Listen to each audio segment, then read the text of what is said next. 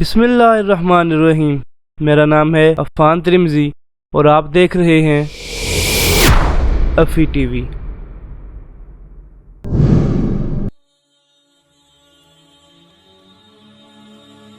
حابیل اور قابیل کی داستان قرآن پاک سورہ مائدہ میں بیان ہوتی ہے۔ یہ قصہ حضرت آدم علیہ السلام کے دو بیٹوں کا ہے، جس میں سے ایک کا نام حابیل اور دوسرے کا قابیل تھا۔ روح زمین پر سب سے پہلا قاتل قابیل تھا اور سب سے پہلا مقتول حابیل تھا۔ سامعین کرام، واقعہ کچھ یوں ہے کہ حضرت حوا کے ہر حمل میں ایک لڑکا اور ایک لڑکی پیدا ہوا کرتے تھے، جن کا نکاح دوسرے وقت کے حمل میں پیدا ہونے والی لڑکی اور لڑکے سے اس وقت کی شریعت اور حکم الہی سے کر دیا جاتا تھا۔ جب اما حوا کے ہاں قابیل اور اس کی بہن اکلیمہ اور حابیل اور اس کی بہن لوئزہ کی پیدائش ہوئی تو حضرت آدم علیہ السلام نے شریعت کے مطابق جب قابیل کا نکاح لوئزہ سے جو حابیل کے ساتھ پیدا ہوئی تھی کرنا چاہا تو قابیل اس فیصلے پر راضی نہ ہوا، کیونکہ اکلیمہ جو قابیل کی بہن اور اس کے ساتھ پیدا ہوئی تھی اور جس کا نکاح حابیل کے ساتھ ہونا تھا زیادہ خوبصورت تھی، اس لیے وہ اس کا طلبگار ہوا۔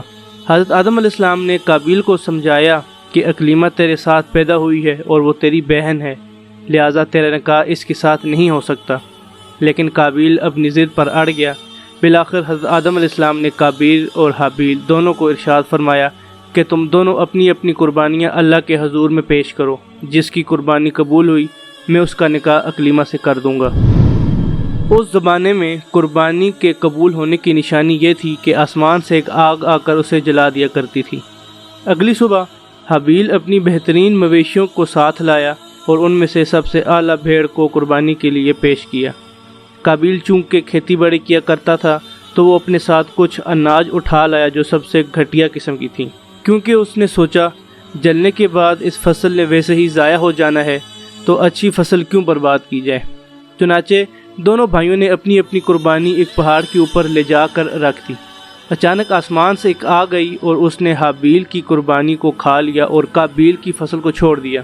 اس بات پر قابیل کے دل میں حابیل کے لیے بغض اور حسد پیدا ہو گیا اور اس نے اپنے بھائی حابیل کو قتل کر دیا۔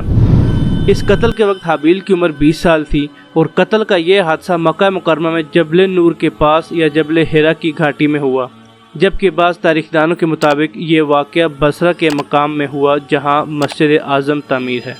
ایک روایت کے مطابق جب حابیل کو قتل کیا گیا تو 7 دنوں تک زمین پر زلزلہ آتا رہا اور تمام پرندوں اور جانوروں میں بے چینی پھیل گئی۔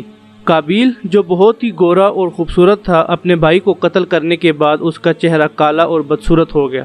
جب قابیل نے حابیل کو قتل کیا تو اس وقت تک زمین پر اس سے پہلے کوئی آدمی فوت نہیں ہوا تھا، اس لیے قابیل کو سمجھ نہیں آ رہی تھی کہ وہ اپنے بھائی کی لاش کہاں چھپائے۔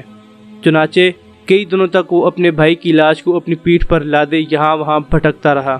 ایک دن وہ تھکا ہارا ایک درخت کے نیچے بیٹھا ہوا تھا کہ دیکھتا ہے کہ 2 کوے ایک دوسرے کے ساتھ لڑ رہے ہیں اور ایک کوے نے دوسرے کوے کو مار کر زمین میں ایک گڑھا کھودا اور کوے کو دفنا کر اوپر مٹی پھینک دی۔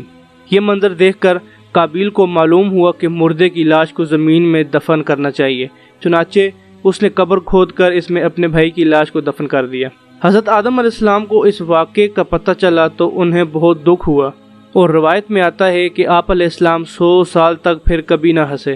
حضرت آدم علیہ السلام کو جب اس واقعے کا علم ہوا تو وہ شدید غصہ ہوئے اور قابیل کو اپنے دربار سے نکال دیا اور وہ بدنصیب اکلیمہ کو اپنے ساتھ لے کر یمن کی سرزمین عدن چلا گیا۔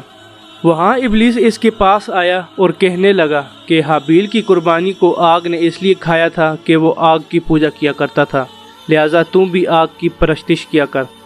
چنانچہ قابیل شیطان کے اس بہکاوے میں آ گیا اور وہ روح زمین پر پہلا شخص تھا جس نے آگ کی عبادت کی۔ اس کے ساتھ ساتھ وہ روح زمین پر پہلا شخص ہے جس نے اللہ کی نافرمانی کی اور سب سے پہلے روح زمین پر قتل کیا۔ یہ وہ پہلا مجرم ہے جس کو جہنم میں سب سے پہلے ڈالا جائے گا، اور حدیث مبارکہ کے مطابق روح زمین پر قیامت تک جو بھی قتل ہوتا رہے گا قابیل اس میں حصے دار ہوگا، کیونکہ اس ہی نے سب سے پہلے قتل کا دستور نکالا۔ بعد ازاں قابیل کا بیٹا جو نابینا تھا اس نے اپنے باپ کو پتھر مار کر قتل کر دیا، اور یوں اللہ پاک نے اس کو اس روح زمین پر ہی اس کے کرتوتوں کا صلہ دے دیا، اور آخرت میں دردناک عذاب تو ہے ہی۔ اس طرح یہ بدبخت آل نبی ہونے کے باوجود آگ کی پرستش کرتے ہوئے کفر و شرک کی حالت میں اپنے بیٹے کے ہاتھ سے مارا گیا۔ سامعین کرام، اس عبرتناک واقعے سے ہمیں بہت سے سبق ملتے ہیں، جیسا کہ کسی بھی عورت کے عشق میں مبتلا ہونے کے فتنے سے اللہ کی پناہ مانگی جائے، کیونکہ سب سے پہلا قتل اس روح زمین پر عورت کے عشق میں مبتلا ہونے کی وجہ سے ہوا۔ دوسرا یہ کہ قابیل نے جذبہ حسد میں آ کر اپنے بھائی حابیل کو قتل کیا۔ اس سے یہ معلوم ہوا کہ حسد کتنی بڑی بیماری ہے، اور قرآن پاک میں بھی حاسدین کے حسد سے پناہ مانگنے کا حکم دیا گیا ہے۔ اس کے علاوہ اس واقعے سے ہمیں یہ پتہ چلتا ہے کہ ناحق خون بہانا کتنا بڑا گناہ ہے کہ اس کی وجہ سے ایک نبی کا بیٹا کفر و شرک میں مبتلا ہو کر مارا گیا، اور قیامت تک ہونے والے ناحق قتل میں حصے دار بن کر جہنم کے عذاب میں گرفتار رہے گا۔ مزید یہ کہ نیکوکار کی اولاد کا نیک ہونا ضروری نہیں، بلکہ ان کی اولاد بھی بری ہو سکتی ہے، اس لیے ہمیں نیک اور صالح اولاد مانگنے کا حکم دیا گیا ہے۔